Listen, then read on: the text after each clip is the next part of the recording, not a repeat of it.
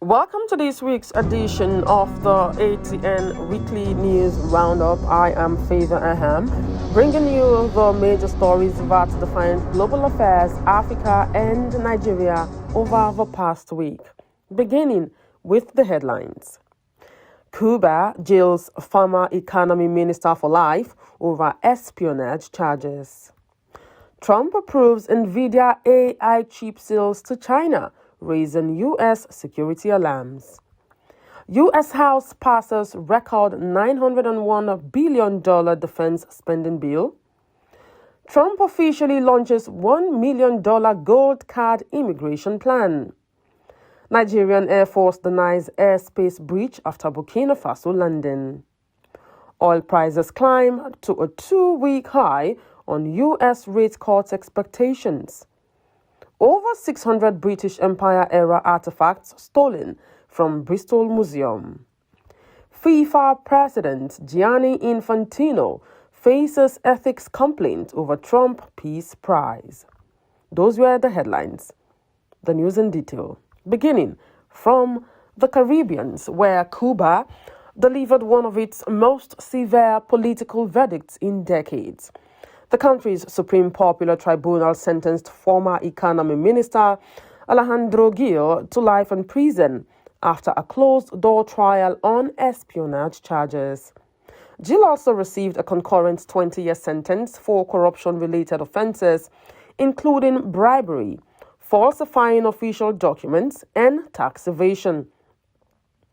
Once a close ally of President Miguel Diaz-Canel, Gil was dismissed from office in early 2024 and had remained out of the public view until the trial. Authorities offered no details on the alleged espionage activities or the foreign interest involved, a silence that has fueled speculation both inside and outside the island. In Washington, technology and national security collided after President Donald Trump approved the sale of NVIDIA's H200 artificial intelligence chips to China. The decision, which included a 25% fee on such exports, also allowed the door for AMD to ship similar products. Critics from both parties warned that the move could allow Beijing to strengthen its military capabilities using American-made technology.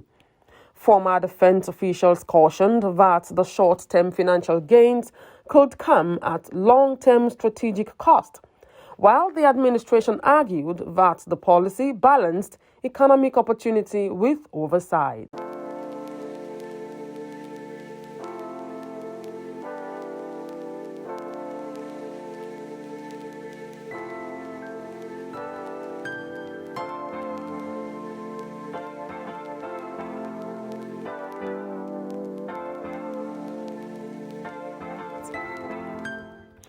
The U.S. Congress also passed a sweeping defense bill that sets military spending at a record $901 billion for the 2026 fiscal year. The legislation, which exceeded President Trump's original request by $8 billion, included expanded weapons procurement aimed at countering China and Russia, alongside domestic measures such as improved housing on military bases and nearly a 4% pay rise for service members. Despite bipartisan resistance over cost and scope, the bill cleared the House after intense debate. Immigration policy was another flashpoint as President Trump confirmed the launch of his long-promised Gold Card program, offering accelerated U.S. residency and citizenship to wealthy applicants. Under the scheme, individuals pay a $15,000 processing fee and contribute at least $1 million to the U.S. government after background checks. Supporters framed it as a revenue-generating tool, while critics argued it deepened inequality by placing citizenship effectively up for sale. In global markets, oil prices edged close to a two-week high as investors anticipated a potential interest rate cut by the U.S. Federal Reserve. Brent crude and U.S. benchmark prices both recorded modest gains, supported by expectations of stronger economic growth and concerns over supply risks linked to Russia and Venezuela. Traders largely priced in a quarter-point rate cut, reflecting broader optimism about demand. In the United Kingdom, police launched an appeal after more than 600 artifacts tied to the British Empire and Commonwealth were stolen from a Bristol museum storage facility. The theft, which occurred in the early hours of September 25th, involved items described as having significant cultural value.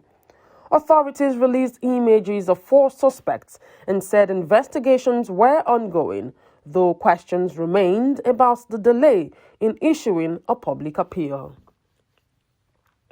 News coming in from West Africa has it that the Nigerian Air Force moved to counter reports that one of its aircraft had violated foreign airspace.